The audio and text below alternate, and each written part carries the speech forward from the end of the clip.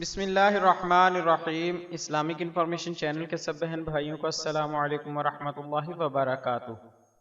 آج کی ویڈیو میں ہم ام المؤمنین حضرت ام سلمہ رضی اللہ تعالی عنہا کے بارے میں کچھ واقعات بیان کریں گے۔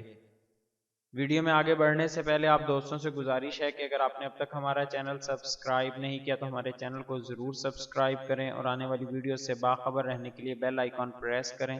شکریہ۔ ام المؤمنین حضرت ام سلمہ رضی اللہ تعالی عنہا۔ حضرت ام سلمہ رضی اللہ تعالی عنہا کا اصل نام ہند تھا اور کنیت ام سلمہ تھی۔ آپ رضی اللہ تعالی عنہا اپنی کنیت ہی سے مشہور ہیں۔ سلمہ آپ کے بیٹے کا نام تھا۔ حضرت ام سلمہ رضی اللہ تعالی عنہا کے والد مکہ کے بہت بڑے آدمی تھے اور ان کی فیاضی کی شہرت ہر جگہ پھیلی ہوئی تھی۔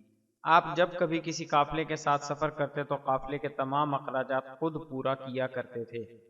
حضرت صلی اللہ علیہ وآلہ وسلم کے نکاح میں آنے سے پہلے حضرت ام سلمہ ابو سلمہ بن اسد کی بیوی تھی۔ ابو سلمہ آپ کے چچا کے بیٹے تھے۔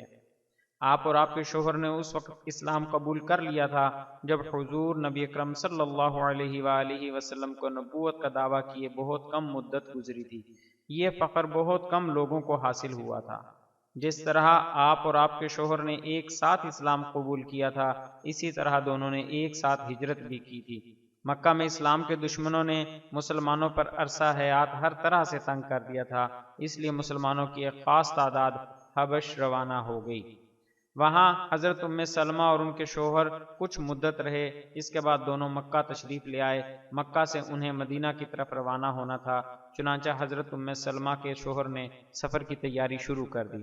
ان کے پاس ایک ہی اونٹ تھا۔ انہوں نے بیوی اور بچے کو کجاوے میں بٹھا دی اور خود اونٹ کی نکیل ہاتھ میں لے کر چلنے لگے۔ جب ام سلمہ کے میکے والوں نے دیکھا کہ ام سلمہ ایسی بری حالت میں سفر کر رہی ہیں تو انہوں نے حضرت ابو سلمہ کے ہاتھ سے نکیل چھین لی اور آپ کو اپنے ساتھ واپس لے گئے۔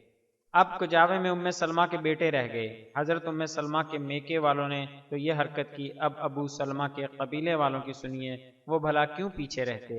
انہوں نے بچے پر قبضہ کر لیا اور یہ کہہ کر بچے کو لے گئے کہ جب بیوی بری حالت میں سفر نہیں کر سکتی تو ہمارا بچہ کیوں کر سفر کر سکتا ہے۔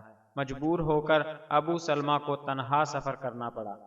حضرت ام سلمہ رضی اللہ تعالی عنہ اپنے شوہر اور بچے دونوں سے جدا ہو کر مکے میں رہ گئیں۔ صدمے کے مارے ان کی حالت بہت خراب تھی۔ آپ روزانہ گھر سے نکلتی اور کچھ دور جا کر ایک ٹیلے پر بیٹھ کر رویا کرتی تھیں۔ کسی کو بھی ان کی حالت پر رحم نہیں آتا تھا۔ اس طرح کم و بیش ایک سال گزر گیا۔ ایک دن کا ذکر ہے کہ ادھر سے ان کے اپنے خاندان کا ایک شخص گزرا۔ اس نے جب ام سلمہ کو روتے ہوئے دیکھا تو پوچھا، تم کیوں رو رہی ہو؟ حضرت ام سلمہ رضی اللہ عنہا نے سارا واقعہ سنایا۔ اس شخص کو رحم آ گیا۔ اس نے اپنے قبیلے کے لوگوں کو جمع کر کے کہا، آپ لوگ اس مسکین کو کیوں نہیں چھوڑ دیتے؟ آپ نے کیوں اس بیچاری کو بچے اور شوہر سے جدا کر رکھا ہے؟ یہ الفاظ بڑے مؤثر انداز میں کہے گئے تھے۔ قبیلے کے لوگوں کو رحم آ گیا۔ انہوں نے ام سلمہ رضی اللہ تعالی عنہا کو مدینہ جانے کی اجازت دے دی اور یہ دیکھ کر ابو سلمہ کے خاندان والوں نے بھی بچہ واپس کر دیا۔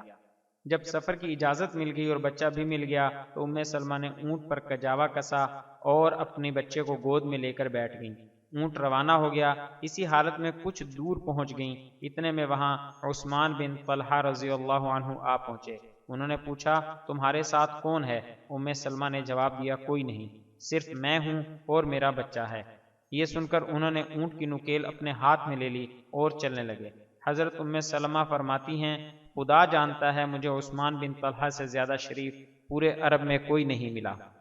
جب منزل آتی اور ہمیں ٹھہرنا پڑتا تو وہ کسی درخت کی آڑ میں ہو جاتے، چلنے کا وقت ہوتا تو وہ اونٹ کو تیار کر کے لے آتے اور جب میں اطمینان سے بیٹھ جاتی تو وہ اونٹ کی مہار پکڑ کر آگے آگے چلنے لگتے۔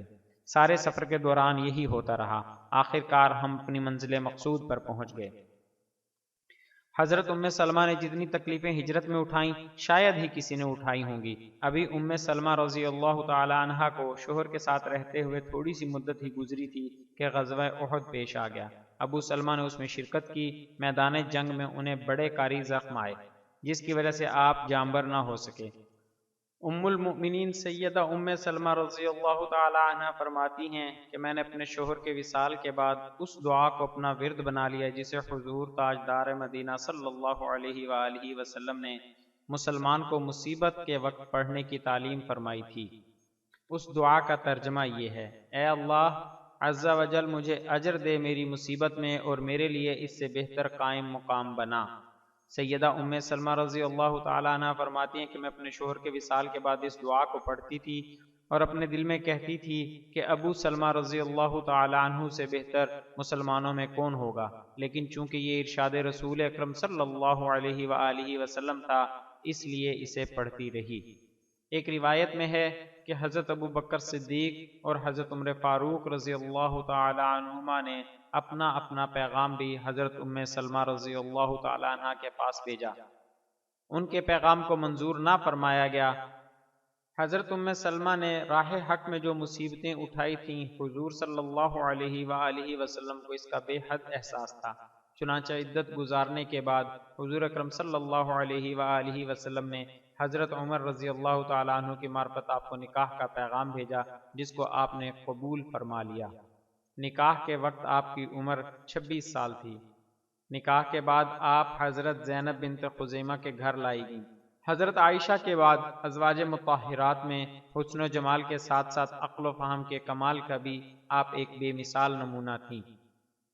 صلح حدیبیہ کے موقع پر رسول اللہ صلی اللہ علیہ وآلہ وسلم نے جب لوگوں کو حکم دیا کہ اپنی اپنی قربانیاں کر کے سب لوگ احرام کھول دیں اور بغیر عمرہ ادا کیے سب لوگ مدینہ واپس لوٹ جائیں، کیونکہ صلح حدیبیہ اسی شرط پر ہوئی تھی، تو لوگ اس رنج و غم میں تھے، کوئی بھی شخص اپنی قربانی کے لیے تیار نہیں تھا۔ حضور کو صحابہ کے اس طرز عمل سے روحانی کوفت ہوئی اور حضور صلی اللہ علیہ وآلہ وسلم نے اس معاملے کا ذکر ام المؤمنین سیدہ ام سلمہ سے کیا تو آپ نے عرض کیا، آپ صلی اللہ علیہ وآلہ وسلم خود قربانی ذبح فرمائیں، احرام کھول دیں اور سر منڈوا دیں۔ چنانچہ حضور نے ایسا ہی کیا۔ صحابہ کرام نے یقین کر لیا کہ اب حضور صلی اللہ علیہ وآلہ وسلم حدیبیہ کے معاہدہ سے ہرگز نہ بدلیں گے۔ چنانچہ صحابہ نے حضور صلی اللہ علیہ وآلہ وسلم کی پیروی میں اپنی اپنی قربانیاں دیں اور احرام اتار کر سر منڈوا لیا۔ ام المؤمنین حضرت سیدہ ام سلمہ کی دانش مندی اور عقل و ذہانت کی وجہ سے یہ مسئلہ حل ہو گیا۔ یہ آپ کی دانش مندی کی ایک بہترین مثال ہے۔ اللہ تعالیٰ نے حضرت ام سلمہ کو خوب روئی، علم و ذہانت اور بہترین رائے کی نعمتوں سے نوازا تھا۔ قرآن کریم کی قرأت نہایت عمدہ طریقے سے کرتی تھی۔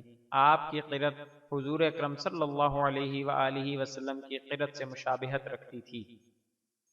ام سلمہ رضی اللہ تعالی عنہا کو حدیث سننے کا بے حد شوق تھا۔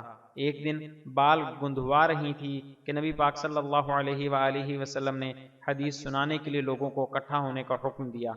آپ رضی اللہ تعالی عنہ نے فوراً خود ہی اپنے بال باندھ لیے اور کھڑے ہو کر حضور صلی اللہ علیہ وآلہ وسلم کا سارا خطبہ سنا۔ ام المؤمنین سیدہ ام سلمہ رضی اللہ تعالی عنہ سے 378 حدیثیں مروی ہیں۔